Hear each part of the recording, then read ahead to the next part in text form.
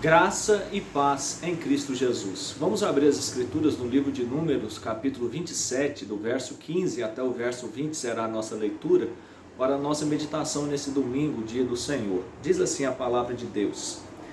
Então disse Moisés ao Senhor: Ó Senhor, autor e conservador de toda a vida, põe um homem sobre essa congregação, que saia adiante deles e que entre adiante deles, e que os faça sair e que os faça entrar, para que a congregação do Senhor não seja como ovelhas que não têm pastor.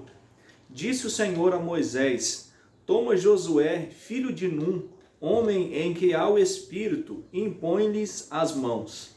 Apresenta-o perante Eleazar, o sacerdote, e perante toda a congregação, e dá-lhe à vista deles as tuas ordens. Põe sobre ele da tua autoridade, para que lhe obedeça toda a congregação dos filhos de Israel. Oremos nesse instante. Deus bendito, Deus santo, Deus de Abraão, de Isaac, Deus de Israel, Deus da aliança. A nossa gratidão por esse domingo, dia do Senhor, e rogamos que o Teu Santo Espírito nos conduza a toda a verdade, que a Tua palavra encontre morada em nossos corações e que o Teu Evangelho possa, ó Deus, fazer diferença em nossa vida. Pedimos o Teu amparo e a Tua proteção em meio a essa pandemia. Te pedimos que o Senhor conceda sabedoria às nossas autoridades. Também, ó Deus, te pedimos pela instrumentalidade dos profissionais da área da saúde, que o Senhor possa os dar sabedoria e capacidade. Também te pedimos, ó Deus, sobre aqueles que trabalham na produção de medicamentos e vacinas. Ó Deus, todos eles, assim como todos nós, todo o mundo, não só a Tua igreja, clamamos, ó Deus, nesse instante pela instrumentalidade que o Senhor pode, ó Deus, conceder aos homens, se for da Tua vontade. Perdoe os nossos pecados, ó Deus, e nos abençoe para que essa vacina possa ser produzida. E agora te pedimos em especial que a Tua palavra, pelo Teu Santo Espírito, encontre morada em nossos corações. Nós oramos no nome de Jesus. Amém. Queridos, dos 5 livros do Pentateuco, os primeiros 5 livros escritos por Moisés, o primeiro autor das Escrituras, todos os 5 livros, exceção feita ao livro de Números, tiveram seu nome hebraico mudado. O Antigo Testamento ele foi escrito em hebraico, mas houve uma tradução importante chamada Septuaginta. A Septuaginta foi escrita no 3º século antes do nosso Senhor Jesus Cristo, por 72 anciãos, 72 estudiosos. E por isso, na realidade, o nome Septuaginta, que vem da expressão 70, como você pode perceber aí pelo início da expressão. Pois bem, queridos, mas o livro de Números, ele é o único entre os 5 livros do Pentateuco que preservou o seu nome original. Isso é bastante interessante, porque isso ocorre para mostrar o que vai ocorrer no livro. O livro trata sobre a lei de Deus e sobre a caminhada no deserto, assim como também o livro de Levítico, o livro de Deuteronômio e boa parte do livro de Êxodo. Ainda que no livro de Êxodo nós temos ali também a saída do povo de Israel e todos os acontecimentos que antecedem a essa saída. Mas no capítulo de número 1 e no capítulo de número 26, nós encontramos o quê? Nós encontramos 2 censos. E esses censos, então, vão enumerar o povo de Israel. O primeiro censo, o povo tinha há pouco tempo saído da terra do Egito, e o outro, do capítulo 26, acontece 39 anos depois. E nós bem sabemos que o tempo que Israel peregrinou no deserto foi de 40 anos. Então, o primeiro censo é um período inicial e o segundo, o período já do término da caminhada no deserto. Por isso, por causa que 2 vezes é contado o povo de Israel, o nome do livro é Números. Queridos, nós bem sabemos como o Senhor Jesus Cristo, ele capacita homens para a sua obra. E não foi diferente no que diz respeito a Moisés. Ele foi escolhido para ser o libertador de Israel. E isso fica bastante claro quando estudamos os primeiros capítulos do livro de Êxodo. A Escritura sempre diz que nunca houve homem como Moisés, com quem o Senhor falava face a face. E entre os profetas, ele é o principal. Você sabe que a Escritura diz que nunca mais se levantaria um profeta como Moisés. Pois bem, em certo momento até mesmo Arão e Miriam, eles questionaram a liderança de Moisés acima da liderança deles, e o Senhor os repreendeu severamente, e eles então, depois de alguns acontecimentos de juízo do Senhor, entenderam que Moisés era alguém diferenciado. Pois bem, aqui, queridos, após Moisés passar 40 anos no deserto, guiando o povo, antes ele havia passado 40 anos no palácio e depois 40 anos no deserto junto com o seu sogro Jetro, Então a vida de Moisés pode ser dividida em 3 ciclos de 40 anos. E um ponto interessante que eu gosto sempre de citar é que às vezes o período que Deus nos prepara para uma obra, o período de preparação pode até ser maior do que o período de trabalho. Moisés ele foi preparado 80 anos para servir ao Senhor durante 40 como o guia ali de Israel. Aqui então nessa passagem do livro de Números, já acabado o capítulo 26, onde nós temos o segundo censo, e eu já fiz menção disso, você percebe que Deus está orientando a Moisés que ele não entraria na terra prometida e era necessário então que um sucessor fosse providenciado. Mas aqui nós temos alguns pontos bastante interessantes para a nossa meditação nesse período de pandemia, para que a graça de Deus possa assim trazer conforto e esperança aos nossos corações. Eu gostaria que nós meditássemos sobre o seguinte tema: a vocação da igreja. A vocação da igreja.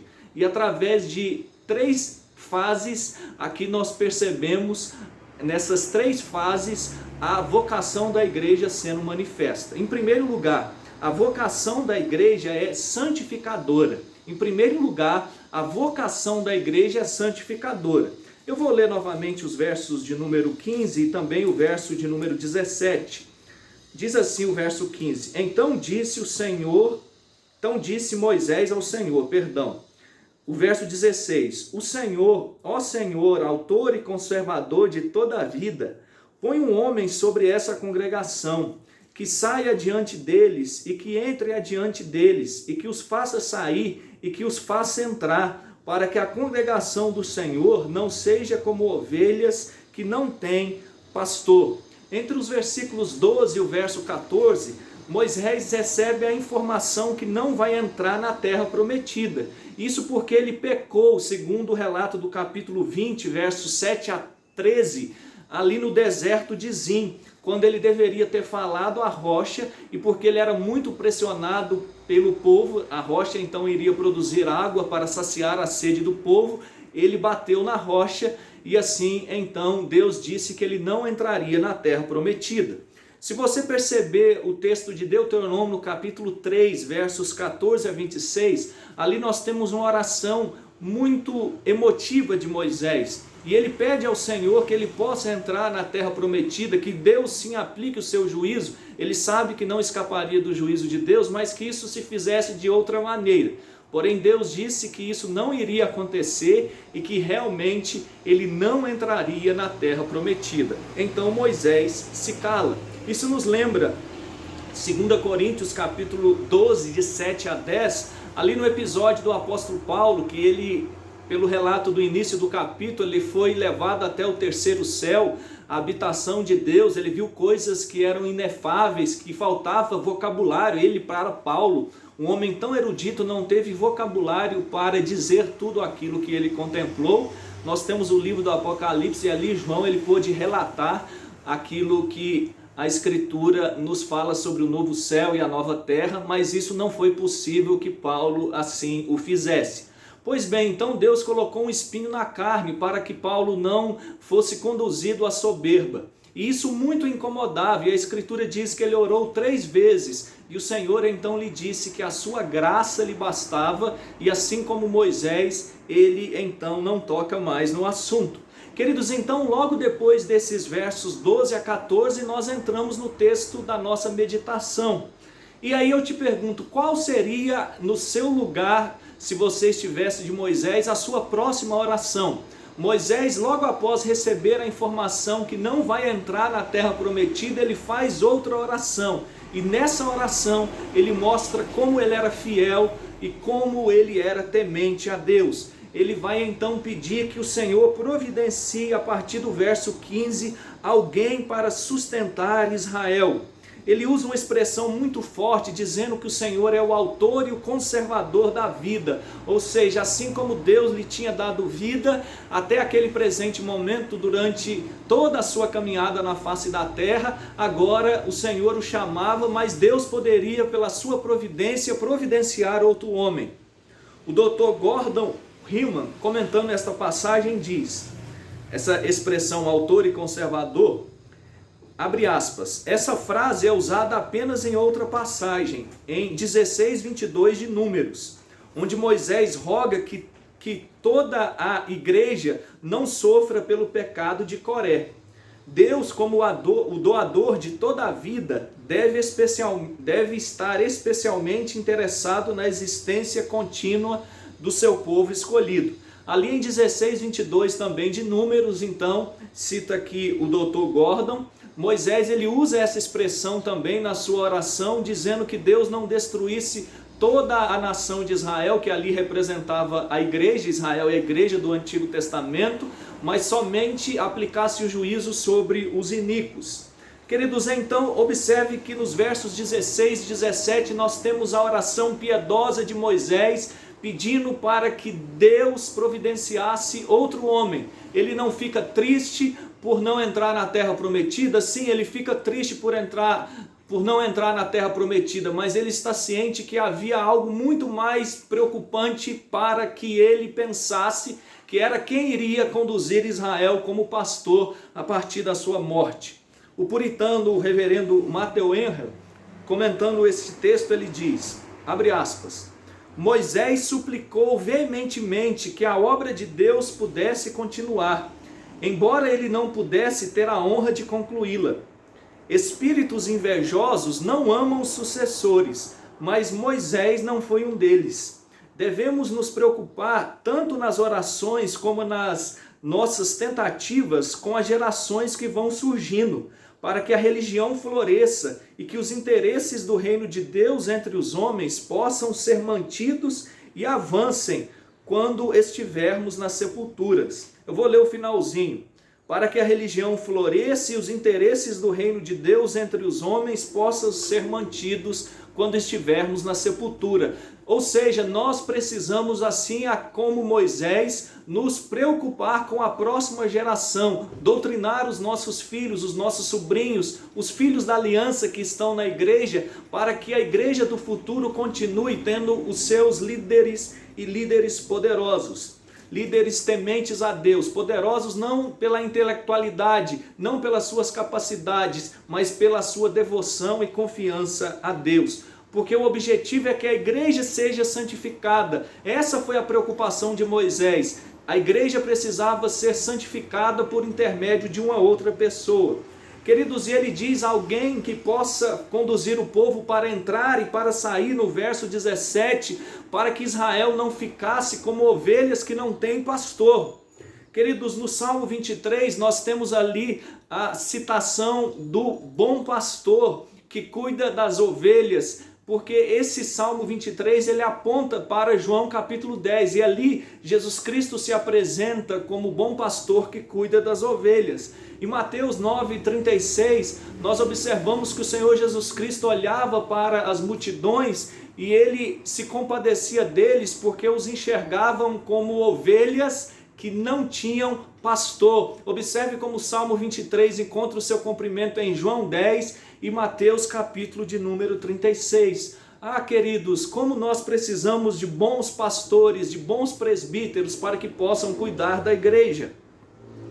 Em Ezequiel capítulo 34, verso 5, nós temos uma repreensão severa de Deus por meio do profeta, porque havia maus pastores em Israel na sua geração. Havia falsos pastores, segundo Jeremias 3,15, e eles foram contemporâneos até certo ponto da vida de Jeremias. Então observe que esses falsos pastores causam grande prejuízo para a igreja.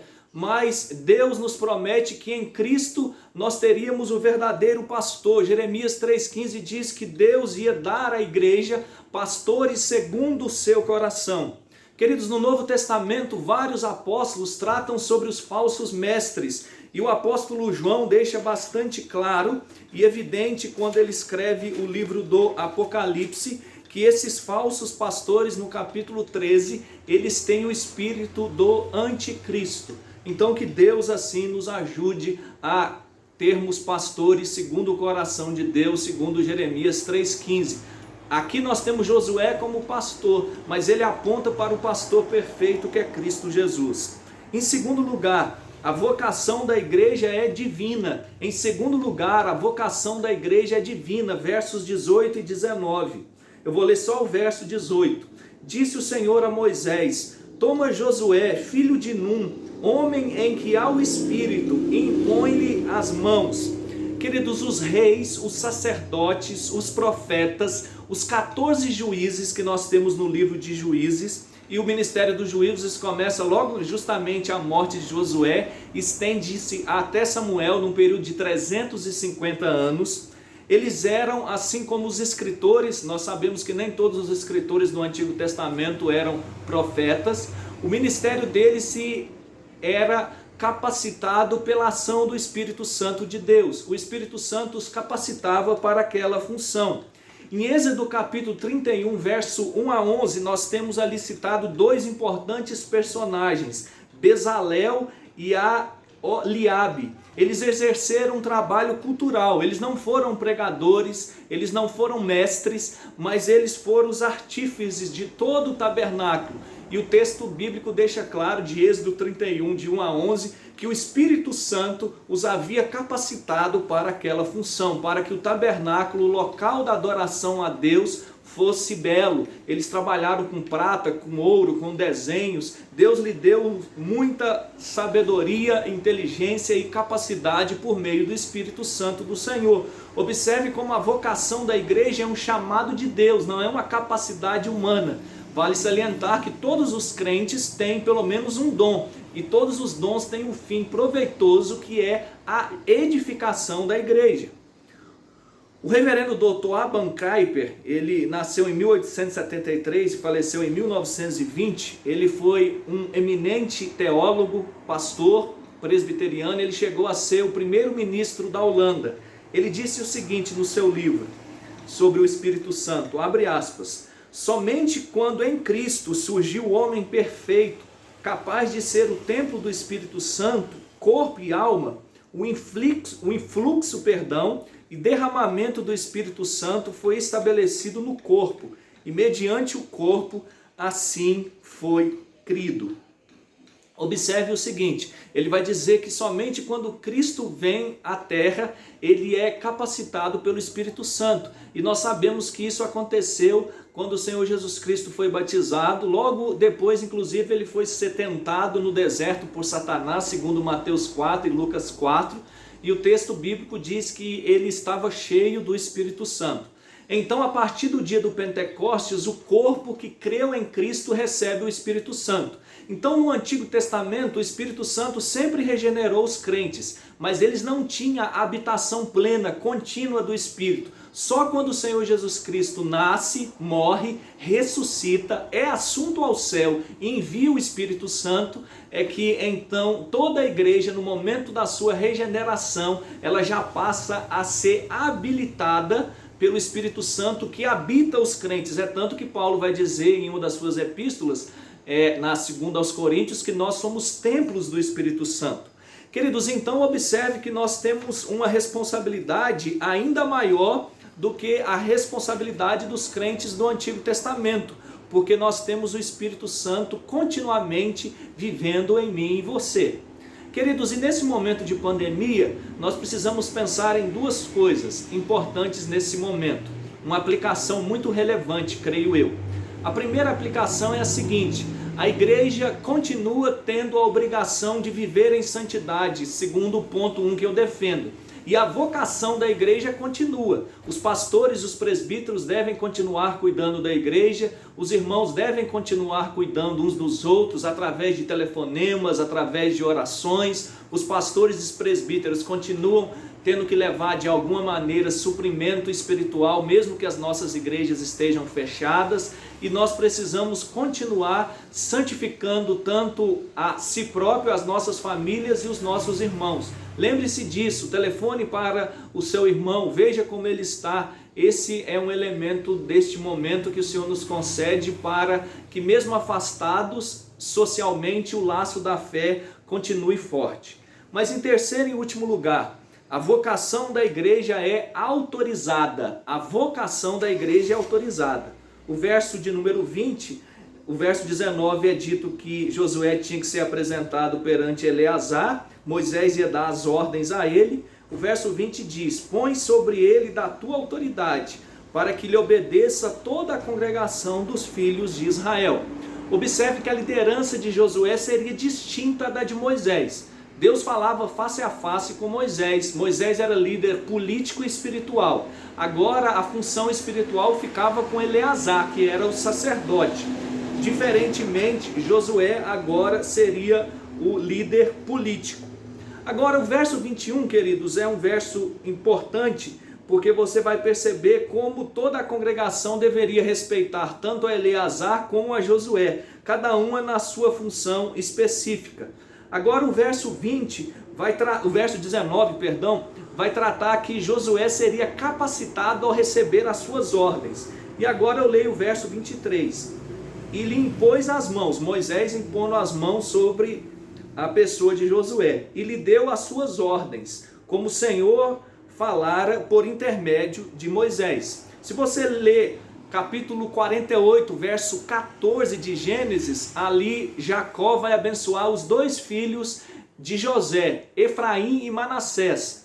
Depois nós também sabemos que, segundo o capítulo 8, versículo 10 desse livro de Números, nós tínhamos ali também a ordenação dos levitas. E isso continuou a imposição de mãos no momento da ordenação no Novo Testamento. Nós vemos no Novo Testamento, tanto no que diz respeito à instituição dos diáconos, como dos pastores e presbíteros. Pastor e presbítero é a mesma coisa no Novo Testamento. Você vai perceber que eles são ordenados com a imposição de mãos do concílio, do presbitério. Olha o que diz Hebreus 6, 1 e 2. Por isso, pondo de parte os princípios elementares da doutrina de Cristo, deixemo-nos levar para o que é perfeito, não lançando de novo a base do arrependimento de obras mortas e da fé em Deus, o ensino de batismos e da imposição de mãos, da ressurreição dos mortos e do juízo eterno. Observe então aqui que o autor inspirado ele vai trazer alguns elementos que ele fala que são essenciais, elementares na doutrina de Cristo. Ele fala o arrependimento verdadeiro, depois ele fala em segundo lugar do batismo, em terceiro lugar ele fala da ordenação, a imposição de mãos, e depois ele vai falar da ressurreição dos mortos e o juízo final. Observe como a ordenação é um elemento que essencial, mas que essa autoridade precisa ser reconhecida pela igreja. Então Deus diz a Moisés que Josué será o sucessor e Eleazar será o sucessor no que diz respeito à parte espiritual, Josué a civil, e Josué então ele recebe a ordenação, e isso é tão presente no Novo Testamento. Todo diácono, presbítero, e presbítero aqui nós podemos falar os docentes, que são os pastores ou os regentes que governam a igreja, precisam ser ordenados, mas serem ordenados depois de um exame,